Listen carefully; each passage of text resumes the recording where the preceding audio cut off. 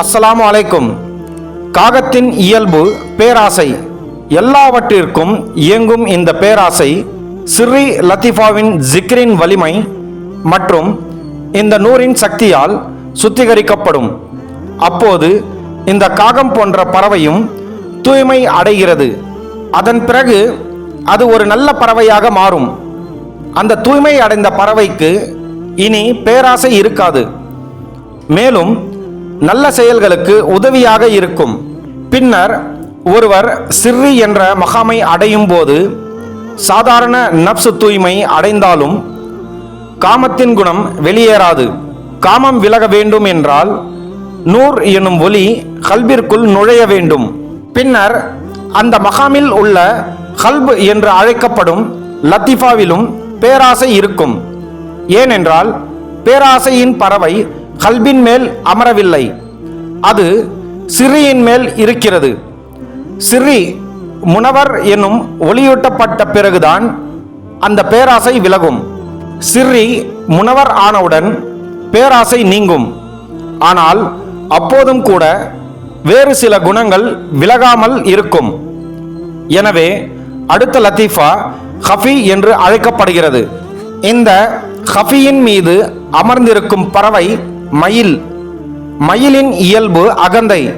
ஹஃபி முனவர் என்னும் ஒளியூட்டப்பட்ட பிறகுதான் இந்த அகந்தை மறைந்துவிடும். ஹஃபியின் ஜிக்ரின் வலிமை மற்றும் இந்த நூர் என்னும் ஒளியின் சக்தியால் சுத்திகரிக்கப்படும். அப்போது இந்த பறவை தூய்மையடைந்துவிடும். அது ஒரு நல்ல மற்றும் சுத்திகரிக்கப்பட்ட பறவையாக மாறும். ஆனால் அப்போதும் கூட சில அம்சங்கள் இன்னும் மீதமிருக்கும். ஒருவர் அடுத்த நிலைக்கு உயரும் போது அக்ஃபா என்று அழைக்கப்படும் லத்தீஃபா முனவர் என்னும் ஒளியூட்டப்பட்டு மாறும்போது அதன் ஜிக்ரின் வலிமை மற்றும் நூர் என்னும் ஒளி மிகுதியாக இருப்பதால் அதன் மீது அமர்ந்திருக்கும் பறவை புறா தூய்மையாகும். அந்த புறாவின் குணங்கள் மாறும். புறாவின் இயல்பு கஞ்சத்தனம். அது வெறும் பணத்துக்கான கஞ்சத்தனம் அல்ல, எல்லா விஷயங்களிலும். இதை பற்றி நாம் சிந்திக்க வேண்டும். அந்த பேராசை தன்மைகள் அனைத்தும் போய்விடும். இந்த 4 பறவைகளும் முழுமையாக தூய்மை அடைந்தவுடன் அவை அந்த மனிதனுக்கு, அந்த வலியல்லாவுக்கு உதவி செய்யும். பின்னர் வலியல்லாவுக்கு உதவும் நப்ஸ் ஒரு முஸ்லிம் ஆகிவிடும். அதேபோல் ஹன்னாஸ் ஜிஸ்ம் என்னும் உடலை விட்டு விலகும். அதேபோல் 4 பறவைகளும் அவனுடைய அடிமைகளாக, அவனுடைய உதவியாளர்களாக மாறிவிடும். அதுவே ஒரு வலி அல்லாவின் நிலை.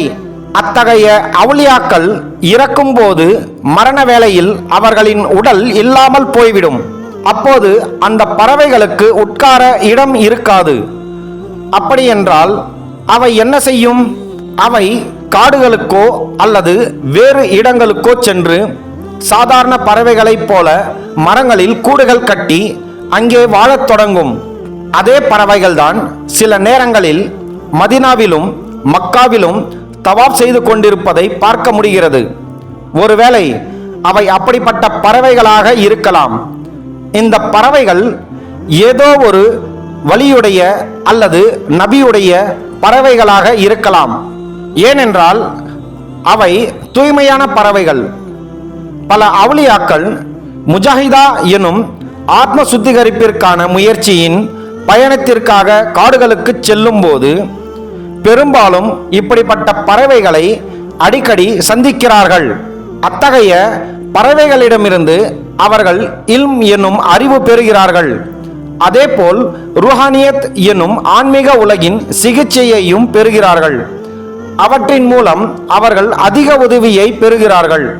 எனவே ஒரு மனிதனுக்குள் இது போன்ற பல கூறுகள் உள்ளன. அவை அனைத்தும் எதிர்மறையான இயல்புகளை கொண்டுள்ளன. ஒரு நப்ஸ் உள்ளது, அது மிகவும் பயங்கரமான பேரழிவு. அனைத்து தீர்க்கதரிசிகளும் அம்பியாக்களும் மற்றும் அவுலியாக்களும் அல்லாவிடம் அதிலிருந்து பாதுகாப்பு கேட்டுள்ளனர். பின்னர் அதுபோலவே ஹன்னாஸ் என்பதும் இருக்கிறது. 1 அல்லது 2 மட்டுமல்ல, 30 அல்லது 40 வரை கூட ஒருவருக்குள் இருக்கலாம். இதனுடன் முன்பு குறிப்பிடப்பட்ட 4 பறவைகளும் இருக்கின்றன. இவை அனைத்திலிருந்தும் தப்பித்த பின்னரே நாம் ஹக் என்னும் உண்மையின் பாதையை அடைய முடியும். மேலும் ஹக்கின் சிந்தனைகளையும் அடைய முடியும். ஆனால் இவற்றில் எதுவும் முனவர் என்னும் ஒளியூட்டப்படவில்லை என்றால், அவற்றை முனவர் என்னும் ஒளியூட்டப்பட அதிகாரம் ஒருவருக்கு இல்லை என்றால், அவர் ஹிதாயத் என்னும் வழிகாட்டுதலில் இருப்பதாக எப்படி சொல்ல முடியும்? ஹிதாயத்தில் இருப்பதாக கூறுபவர்கள் ஆலிம்கள் என்னும் பண்டிதர்கள். அவர்கள் தங்களை குறித்து நினைப்பது இதுதான்: நாங்கள் சரியானவர்கள், நாங்கள் தவறு செய்வதில்லை, நாங்கள் கற்பிப்பது உண்மையான தாலிம் என்னும் கல்வி, அதுவே அசல் என்னும் உண்மையான சாராம்சம் என்று அவர்கள் கூறுகிறார்கள். மக்களும் அதே நிலையில் இருப்பதால் பொதுமக்களின் பார்வையில் இது உண்மையாகிறது. அவர்களின் நிலை மௌல்விகளின் நிலையை போன்றது. ஆனால் ஆலிம்கள் எனும் பண்டிதர்கள் மோசமானவர்கள். ஏனென்றால் அவர்கள்தான் பொதுமக்களுக்கு கற்பிக்கிறார்கள். இந்த கற்பிக்கும் நபர்கள் மற்றவர்களுக்கு தவறாக கற்பித்த பாவங்களையும் சுமப்பார்கள். மற்றவர்களை சரியான பாதையில் இருந்து தடுக்கும் பாவமும் அவர்கள் மீது இருக்கும். ஆனால் பொதுமக்களுக்கு அந்த சுமை இருக்காது. அல்லாவின் பார்வையில் இந்த மக்கள் ஒன்றுமில்லை. அல்லாவின் பார்வையில் பண்டிதர்கள் யார்? இதையெல்லாம் செய்தவர் கல்பு எனும் இதயத்தை ஒளிவீசச் செய்தவர், பறவைகளை தூய்மைப்படுத்தியவர், நப்சை முஸ்லிமாக மாற்றியவர். அத்தகையவர்கள் மட்டுமே அல்லாவின் பார்வையில் உண்மையான ஆலிம்கள் என்னும் பண்டிதர்கள். அத்தகையவர்களை மட்டுமே அல்லாவும் அவருடைய நபியும் மதிப்பார்கள். அதேபோல் அம்பியாக்கள் மற்றும் அவுலியாக்களும் மதிப்பார்கள். அத்தகைய மக்களுக்கு உதவுவதற்காக இருப்பார்கள். இஸ்லாம் என்பது வெறும் உதடுகளை அசைப்பது மட்டுமல்ல. தீன் அல்லது தசவுஃப் என்று சொன்னால் அது நாவினால் அழகாக பேசுவதோ கவிதை போல பேசுவதோ அல்ல. அப்படிப்பட்ட பேச்சை கேட்க விரும்புபவர்கள் கேட்டுக்கொள்ளட்டும். ஆனால் அதில்தான் உண்மை இருக்கிறது என்று பொருள் அல்ல. அது வழி தவறச் செய்யும் பாதை. ஏமாற்றுபவனான தஜ்ஜால் வரும்போது அந்த மாதிரியான அனைத்து மக்களும் அவனிடமே சென்று சேர்வார்கள். வெறும் வெளிப்புற தோற்றங்களையும் வெளிப்புற விஷயங்களையும் மட்டுமே பார்த்து கொண்டிருப்பவர்கள் அவர்கள் எல்லோரும் எங்கே சென்று சேர்வார்கள்? தஜ்ஜாலின் பக்கம் சென்று சேர்வார்கள். ஆனால் ஆன்மீகத்தை நோக்குபவர்கள் அவர்கள் அல்லாவின் மெஹதி அலைஹி வஸல்லம் அவர்களை அடைவார்கள். மெஹதி அலைஹி வஸல்லம் அவர்கள் கற்பிக்கும் தசவுஃபில் 2 அம்சங்களும் உள்ளன, ஷரியத்தும் தரிகத்தும். ஆனால் ஷரியத்தை பொறுத்தவரை அவர் அதில் உள்ள உல் தரிகத் என்னும் ஆன்மீக பாதை மீது முக்கியத்துவம் தருகிறார். உல் ஷரியத் பாத்தின் என்பது அல்லாவின் அவுலியாக்களிடமே உள்ளது. ஆனால் தஜ்ஜால் என்பவன் வெறும் வெளிப்புற உடல் ஷரியத்தை பற்றியே பேசுகிறான். அந்த தஜ்ஜால் நிச்சயமாக ஒரு பண்டிதரின் ரூபத்தில் வருவான். அவன் தலைப்பாகை, தாடி, தஸ்பி வைத்திருப்பான், தொழுகை நடத்துவான், நோன்பு நோற்பான், ஹஜ் செய்வான், பிரசங்கம் செய்வான், அற்புதங்கள் செய்வான். இவை அனைத்தும் அவனிடம் இருக்கும். அப்படிப்பட்ட ஒருவன் நம்முன் வரும்போது அவன் நமது ஷேக், உயர்ந்த தலைவன், மிக பெரிய மஷாயிக் அல்லது ஷேக் அவன்தான் என்று நாம் கருதுவோம். அப்படி வரும் ஒருவனை நாம் ஏன் தவறாக புரிந்து கொள்கிறோம்? ஏனென்றால் பண்டிதர்கள் நமக்கு அப்படித்தான் கற்றுக் கொடுத்தார்கள். குர்ஆனையும் அப்படித்தான் கற்றுக் கொடுத்தார்கள். ஹதீஸையும் அப்படித்தான் கற்றுக் கொடுத்தார்கள். மௌல்விகள் அப்படி கற்பித்தாலும் குர்ஆனும் ஹதீஸும் அப்படி கற்றுக் கொடுப்பதில்லை. தவறான விளக்கங்களை கொடுத்து தப்சீரை மாற்றி அமைத்தவர்கள் பண்டிதர்கள்தான். ரசூல் ஸல்லல்லாஹு அலைஹி வஸல்லம் அவர்களின் ஹதீஸில் எந்த தவறும் இல்லை, குர்ஆனிலும் எந்த தவறும் இல்லை. அவர்கள் தப்சீர் செய்தபோது, அவர்கள் விளக்கம் அளித்த போது தவறு நடந்தது. தஜ்ஜால் என்ற வார்த்தையின் அர்த்தமே ஏமாற்றம் என்று பொருள். அந்த ஏமாற்று வேலையின் மூலம் நாம் ஒரு தஜ்ஜாலால் ஏமாற்றப்படுவோம். ஏனென்றால் அதற்கான நேரம் நெருங்கிவிட்டது. கியாமத்தின் அறிகுறிகள் வந்துவிட்டன. நாமும் அதில் சிக்கிவிடப் போகிறோம். அதை பின்பற்றுபவர்களின் எண்ணிக்கை அதிகரித்து இப்போது அது முழுமையடைந்து விட்டது. கிட்டத்தட்ட இப்போது தஜ்ஜாலும் வரப்போகிறான், மெஹதி அலைஹி வஸல்லம் அவர்களும் வரப்போகிறார். எனவே நமக்கு மெஹதி அலைஹி வஸல்லம் வேண்டுமா அல்லது தஜ்ஜால் வேண்டுமா? ஒன்றுதான். நாம் மெஹதி அலைஹி வஸல்லம் அவர்களிடம் செல்வோம், இல்லை என்றால் தஜ்ஜாலிடம் செல்வோம். இந்த காலத்தில் ஹிதாயத் எனும் வழிகாட்டுவதற்காக வருபவர் மெஹதி அலைஹி வஸல்லம். அப்படி என்றால் இத்தனை விஷயங்கள் தஜ்ஜாலில் இருந்தால், அவனுக்கு அனைத்து திறமைகளும் இருந்தால், இப்லீஸ் தனது சக்திகளை முழுவதுமாக தஜ்ஜாலுக்கே கொடுப்பான். இப்லீஸ் யாருக்காவது உதவ வேண்டும் என்றால் அவன் உதவக்கூடிய மிகச் சிறந்த நபர் தஜ்ஜால் தான். ஒவ்வொரு காலத்திலும் தஜ்ஜால் இருந்தான். ஒவ்வொரு காலத்திலும் அவன் தோன்றி இருக்கிறான். நபி மூசா அலைஹி வஸல்லம் அவர்களின் காலத்தில் தஜ்ஜால் என்றால் ஃபிரௌன். ரசூல் ஸல்லல்லாஹு அலைஹி வஸல்லம் அவர்களின் காலத்தில் தஜ்ஜால் என்றால் அபு ஜஹல். ஆனால் வரவிருக்கும் தஜ்ஜால் மசீஹ் தஜ்ஜால் என்று அழைக்கப்படுகிறான். மசீஹ் என்ற பெயர் அவனுடைய பட்டத்தின் ஒரு பகுதியாகும். அப்படியானால் அவனை மசீஹ் தஜ்ஜால் என்று அழைப்பதற்கான காரணம் என்ன? இமாம் மெஹதி அலைஹி வஸல்லம் அவர்கள் தோன்றும் நேரத்தில் நபி ஈசா அலைஹி வஸல்லம் அவர்களும் வருவார்கள். மசீஹ் என்ற பெயர் நபி ஈசா அலைஹி வஸல்லம் அவர்களுக்கு சொந்தமானது. இந்த தஜ்ஜால் மசீஹ் அலைஹி வஸல்லம் காலத்தில் வருவதால் அவர் மசீஹ் தஜ்ஜால் என்று அழைக்கப்படுகிறான். அந்த தஜ்ஜால் மசீஹ் தஜ்ஜால் தான் மிகப்பெரிய தஜ்ஜால். பூமிக்கு வரவிருக்கும் மிகப்பெரிய தஜ்ஜால். அவனை பின்பற்றுபவர்கள் ஏற்கனவே உருவாகி இருப்பார்கள். அதன் பிறகு அவர்களின் தலைவர் தோன்றுவான். அவர்கள் அவனை பார்த்தவுடன் அவர்கள் மகிழ்ச்சி அடைவார்கள்.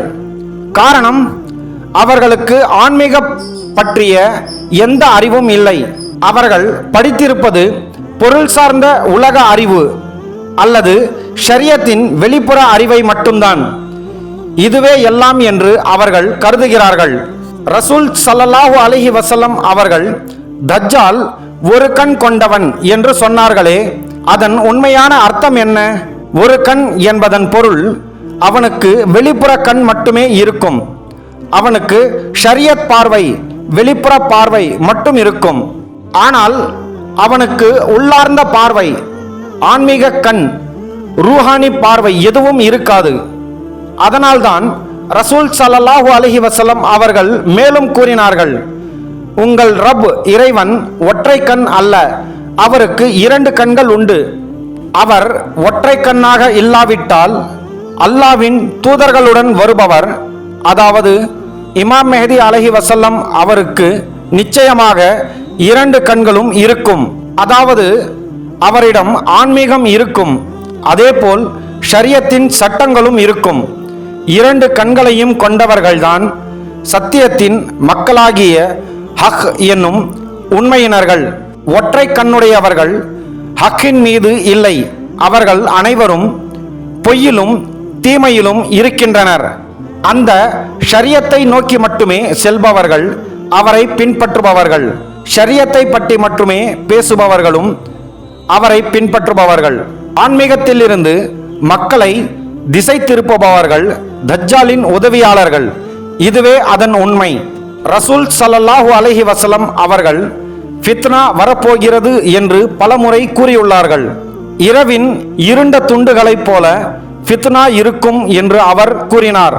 பல ஹதீஸ்களை வாசிப்பதன் மூலம் நீங்கள் இதை புரிந்து கொள்ள முடியும். இறுதி காலத்தில் ஷைத்தானும் இப்லீஷும் மதத்தின், அதாவது தீனின் தோற்றத்தில் வருவார்கள். நாம் தீனின் தோற்றம் எப்படி இருக்கிறது என்பதை புரிந்து கொண்ட பிறகு ஏமாற்றம் நாம் கற்றுக்கொண்ட அதே உருவத்தில் வரும். இல்லை என்றால் ஏமாற்றுதல் வேலை செய்யாது. ஒரு திருடன் ஒரு திருடனின் உருவத்தில் வந்தால் நாம் அவனை எளிதாக அடையாளம் காண முடியும். தஜ்ஜால் ஒற்றை கண் மற்றும் ஒரு காஃபிர் என்று எழுதப்பட்டிருக்கும். அவன் இந்த விவரிக்கப்பட்ட உருவத்தில் வந்தால் யாரும் அவனை அடையாளம் காண்பது கடினமாக இருக்காது. அதே போல ஹதீஸ்களில் விளக்கப்பட்டுள்ள மற்ற விஷயங்களை நாமும் சிந்தித்து பார்த்தால் எளிதில் புரிந்து கொள்ள முடியும். இணையத்தில், ஃபேஸ்புக்கில் எல்லா இடங்களிலும் ஹதீஸ்கள் மக்கள் விரும்பியபடி கிடைத்து கொண்டே இருக்கின்றன. ஆனால் அது உண்மையல்ல. ஏமாற்றுபவன் ஏமாற்றுவான். அதனால் அந்த ஏமாற்றுபவன் தஜ்ஜால் எந்த வடிவத்தில் தோன்றுவான்? அவன் ஒரு ஆலிம் எனும் பண்டிதரின் வடிவத்தில் தோன்றுவான். அதனால்தான் மக்கள் தஜ்ஜாலை பார்த்தால் அவன் ஒரு பண்டிதர் அல்லது இமாம் மெஹதி அலைஹி வஸல்லம் என்று நினைத்து விடுவார்கள். அந்த நம்பிக்கையுடன் அவர்கள் அவனிடம் பையத் செய்வார்கள். அவர்கள் தஜ்ஜாலிடம் சென்று பையத் செய்வார்கள். அதனால்தான் ஹதீஸில் கூறுகிறது, 70,000 பண்டிதர்கள், தலைப்பாகை அணிந்த பண்டிதர்கள் தஜ்ஜாலிடம் சென்று பையத் செய்வார்கள். பிறகு இமாம் மெஹதி அலைஹி வஸல்லம் யார் என்று எப்படி அடையாளம் காண முடியும்?